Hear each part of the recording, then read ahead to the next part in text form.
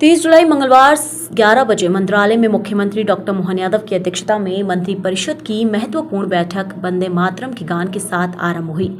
मंत्रिपरिषद की बैठक में मोहन सरकार ने लिए बड़े फैसले। मंत्री कैलाश विजयवर्गीय ने पत्रकारों को दी महत्वपूर्ण निर्णयों की बिंदुवार जानकारी।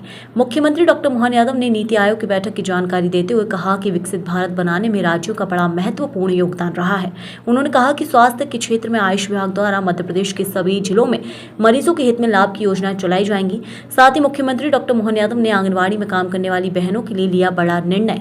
कहा कि प्रधानमंत्री जीवन ज्योति योजना और प्रधानमंत्री सुरक्षा योजना के अंतर्गत सभी बहनों को कवरेज मिलेगा। साथ ही बीमा राशि राज्य सरकार भरेगी। उन्होंने ये भी कहा कि ग्रामीण सड़क योजना के अंतर्गत मध्य प्रदेश हमेशा से टॉप पर रहा है। समय सीमा में हुए सभी कार्य जो रह गए हैं उन्हें भी पूर्ण किया जाएगा।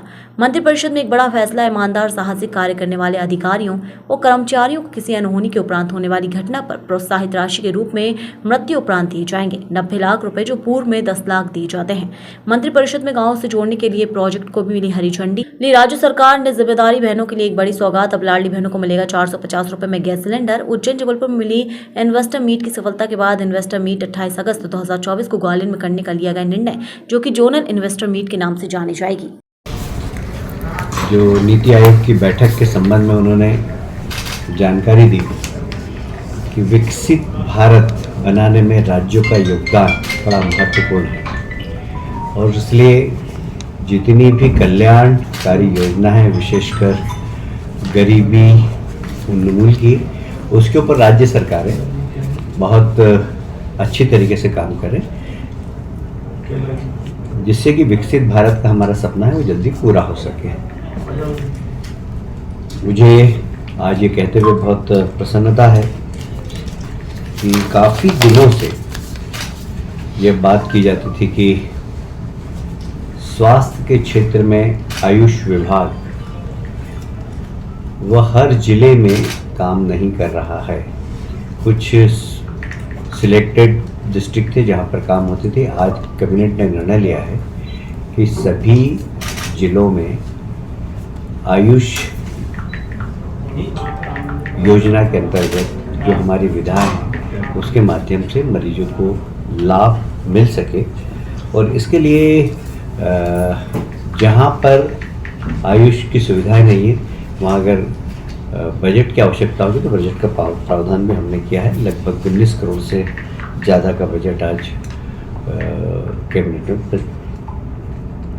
एक और सक्षम उसके अंतर्गत आंगनवाड़ी में काम करने वाली जितने भी हमारी बहनें हैं उनके लिए आज एक महत्वपूर्ण निर्णय लिया गया है। प्रधानमंत्री बीमा योजना, विशेषकर प्रधानमंत्री जीवन ज्योति बीमा योजना व प्रधानमंत्री सुरक्षा बीमा योजना, इसके अंतर्गत सभी बहनों को कवर किया जाएगा। इसकी रखने वाले प्रीमियम राज्य सरकार वहन करेगी। और इससे आप जानते हैं कि जीवन ज्योति योजना के अंतर्गत यदि किसी बहन के साथ कोई ऐसी घटना हो जाए जिससे वो उनका जीवन समाप्त हो जाए या विकलांग हो जाए तो उनको 2 लाख रुपए का जीवन बीमा मिलेगा। उसी प्रकार प्रधानमंत्री सुरक्षा योजना के अंतर्गत भी 1 लाख रुपए विकलांग होने पर, 2 लाख रुपए मृत्यु होने पर ये सुविधा का लाभ मिलेगा। इसका प्रीमियम राज्य सरकार भरेगी और इसमें लगभग 97,324 बहनों को प्रदेश भर के इसका लाभ देने का निर्णय आज लिया गया है। ग्रामीण सड़क योजना के अंतर्गत आप सब जानते हैं कि मध्य प्रदेश हमेशा अव्वल रहा है। हमने ग्रामीण क्षेत्र की सड़क में हमेशा मध्य प्रदेश ने बहुत तेज़ी से काम किया है और इसके अंतर्गत हमारी जितनी भी योजनाएं थी वे करीब करीब समय सीमा में पूरी हुई है। पर कुछ योजनाएं ऐसी थी जो कभी कभी वन विभाग की परमिशन के कारण, कभी हाईकोर्ट के स्टे के कारण रह गई थी। तो उन योजनाओं को पूरा करने का भी जिम्मेदारी राज्य शासन ने उठाई है, क्योंकि 2024 के पहले तक का जितना भी कार्यकाल था उसमें केंद्र सरकार की योजना का हमें लाभ मिल रहा था। पर अब यदि 2024 के बाद कोई सड़कें अधूरी रह गई तो उन अधूरी सड़कों को पूरा करने की जिम्मेदारी राज्य शासन की होगी। हमने उस जिम्मेदारी को उठाया है और लगभग ऐसी सड़कें जो कि समय सीमा में पूरी नहीं हुई, बोर्ड के कारण या फॉरेस्ट की अनुमति के कारण उन सब सड़कों को पूरा करने का निर्णय लिया। उसमें लगने वाली राशि जितनी भी होगी, अभी हमें प्राइमरी 56 करोड़ लगी है, पर इसके अलावा अतिरिक्त राशि होगी, तो हम ग्रामीण सड़क योजना को पूरी तरीके से जो ईमानदार कर्मचारी अधिकारी साहसिक तरीके से काम करते हैं और उनको प्रोत्साहित करने का निर्णय लिया है।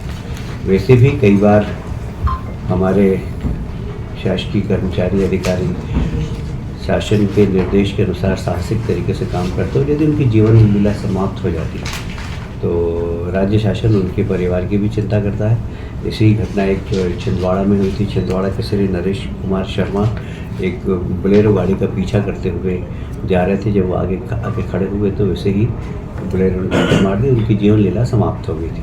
साधारणतया इस प्रकार की घटना में 10 लाख रुपए का प्रावधान किया जाता है। बाकी हमने निर्णय लिया क्योंकि ये ईमानदारी से शासन के निर्देश का पालन करते हुए अवैध गतिविधियों को रोकने जा रहे थे, तो आज उन्हें 90 लाख रुपए और दिए जाएंगे उनके परिवार को, क्योंकि असमय उनकी मृत्यु हो गई थी। और हमने, जैसा पहले भी आपको अवगत होगा, इस प्रकार की राशि उनकी पत्नी को आधी और आधी उनके माता पिता को देंगे। तो 45 लाख रुपए उनके माता पिता को देंगे और 45 लाख रुपए उनकी पत्नी और बच्चों को देंगे। कनेक्टिविटी प्रोजेक्ट है जो हमारा, जो गाँव को जोड़ने का, उसमें कई काम अधूरे रह गए हैं, कई काम हम और भी करना है। तो इसके लिए भी राज्य शासन ने जिम्मेदारी ली है कि केंद्र सरकार की योजना के अंतर्गत जितनी राशि मिलेगी, और उसमें राज्य सरकार भी जो अधूरे प्रोजेक्ट रह गए हैं उनको पूरा करने के लिए संकल्पबद्ध है, और उसके लिए जितनी भी राशि लगेगी उन सब राशि को राज्य सरकार वहन करेगी। हमने निर्णय लिया है कि सभी लाडली बहनों को 450 रुपये में हम गैस सिलेंडर दें। उसके लिए भी हमने बजट में प्रावधान किया है। अभी गैस की टंकी लगभग 848 रुपये में मिल रही है, और इसमें 450 रुपये लाडली बहनों को देना पड़ेंगे। 398 रुपये इसमें राज्य शासन उनका जो प्रतिपूर्ति देगा। इसमें लगभग 160 करोड़ का व्यय होगा। तो लाडली बहनों को जो हमारी घोषणा थी सब्सिडाइज रेट पर गैस की टंकी देने की, उसको भी आज के मिनट में मंजूरी देते हुए लगभग 160 करोड़ का इसमें प्रावधान बजट में किया गया। आप अभी जानते हैं कि हमने अभी पहले उज्जैन में इन्वेस्टर मीट की, फिर जबलपुर में इन्वेस्टर मीट की है, और उसमें काफ़ी अच्छा इन्वेस्टमेंट आया है। विशेषकर जोनल रीजन में, जोनल में करने से फ़ायदा ये कि स्थानीय उद्योग और स्थानीय उद्योगपतियों को भी मौका मिलता है। और इसी को ध्यान में रखते हुए माननीय मुख्यमंत्री जी ने ये निर्णय लिया कि हम जोनल इन्वेस्टर मीट करें। 28 अगस्त को ग्वालियर के अंदर इन्वेस्टर मीट है, और मुझे उम्मीद है कि क्योंकि ग्वालियर और दिल्ली के बीच की दूरी बहुत कम हो गई है अच्छी सड़कें बनने के कारण, तो यहाँ पर दिल्ली से काफ़ी इन्वेस्टमेंट आने की संभावनाएं हैं। हमारे पास वहाँ लैंड है, सब्सिडाइज रेट पर हम लैंड भी देंगे, और अन्य सुविधाएं भी जो इन्वेस्टमेंट में हमने दी है, उसके लिए हमें उम्मीद है कि बहुत सफल हमारी इन्वेस्टर मीट होगी। 28 अगस्त को ग्वालियर में होगी।